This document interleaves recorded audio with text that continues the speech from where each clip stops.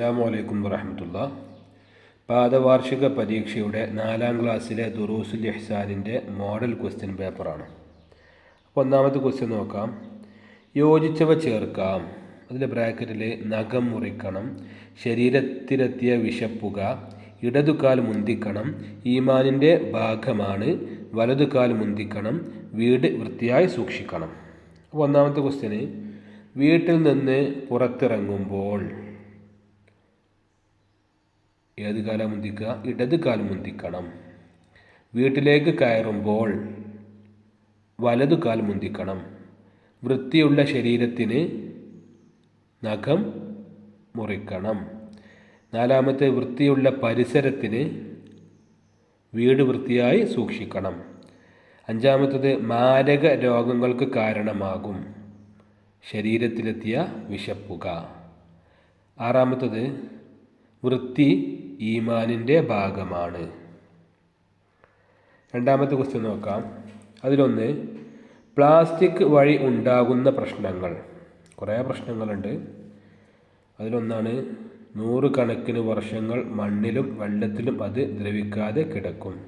മണ്ണിനെയും വെള്ളത്തിനെയും അത് മലിനമാക്കും.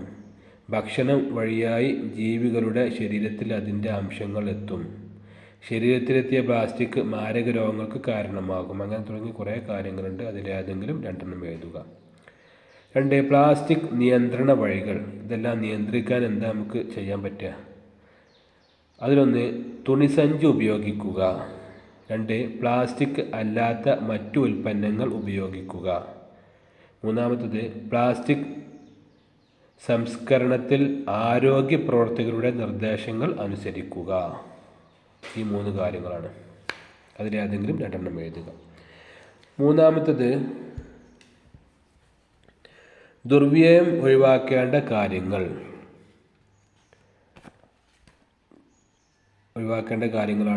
വെള്ളം, ഭക്ഷണം, വൈദ്യുതി. അത് കൂടുതലായിട്ട് അനാവശ്യമായിട്ടുള്ള ഉപയോഗം ഒഴിവാക്കേണ്ട കാര്യങ്ങളാണ് വെള്ളം, ഭക്ഷണം, വൈദ്യുതി. അതിലേതെങ്കിലും 2 എഴുതുക.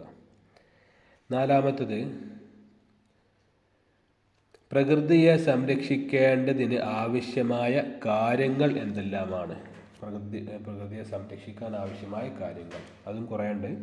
സഹജീവികളെ സംരക്ഷിക്കുക, മരങ്ങൾ വെച്ച് പിടിപ്പിക്കുക, ജലം മലിനമാക്കാതിരിക്കുക, അന്തരീക്ഷം മലിനമാക്കാതിരിക്കുക, മലകൾ ഇടിച്ചു നിരത്താതിരിക്കുക. അങ്ങനെ തുടങ്ങി കുറേ കാര്യങ്ങളുണ്ട്. അതിലേതെങ്കിലും 2 എഴുതുക.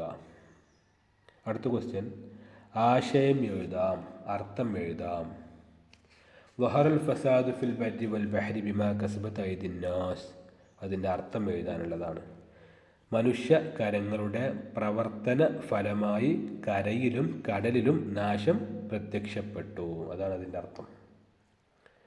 2-മത്തത്, നളിഫു അഫ്നിയത്തക്കും. അതിൻ്റെ അർത്ഥം എഴുതാനുള്ളതാണ്. നിങ്ങളുടെ മുറ്റങ്ങളെ നിങ്ങൾ വൃത്തിയാക്കുവീൻ എന്നാണ് അതിൻ്റെ അർത്ഥം. 4-മത്തെ ക്വസ്റ്റ്യൻ, പൂരിപ്പിക്കാം. പ്രകൃതിക്ക് ഗുരുതരമായി പരിക്കേൽപ്പിക്കുന്ന ഒരു നാശകാരിയാണ് ഡാഷ് പ്ലാസ്റ്റിക്. 2 ബൈത്താണ്, പാട്ടാണ്. ഒന്നാമത്തെ പാഠത്തിലുള്ള പാട്ടാണ്. ദേഹം വൃത്തിയിലാവാൻ നമ്മൾ സുന്ദരമായി കുളിച്ചിടും. അപ്പോൾ ഒന്നാമത്തെ ബൈത്താണ്, ദേഹം വൃത്തിയിലാവാൻ നമ്മൾ സുന്ദരമായി കുളിച്ചിടും. ഇനി അടുത്തത്, ക്രമത്തിലാക്കാം. അവിടെ ഡിസോർഡർ ആയിട്ടാണ് കൊടുത്തിട്ടുള്ളത്. അത് ഓർഡർ ആക്കിയിട്ട് കൊടുക്കാനുള്ളതാണ്. അത് കൊടുത്തിട്ടുള്ളത്, വാലല്ലാഹി റബ്ബിന വ ഖൈറൽ മഖ്റജി വ ബിസ്മില്ലാഹി ഖറജ്ന അല്ലാഹുമ്മ ഇന്നി അസ്അലുക തവക്കൽന ഖൈറൽ മൗലിജി ബിസ്മില്ലാഹി വലജ്ന. ഇത് ഡിസോർഡർ ആയിട്ട് കൊടുത്തിട്ടുള്ളത്. ഓർഡർ ആക്കാം. ആ വീട്ടിൽ കയറുമ്പോൾ ചെല്ലാനുള്ള ദിക്റാണ്.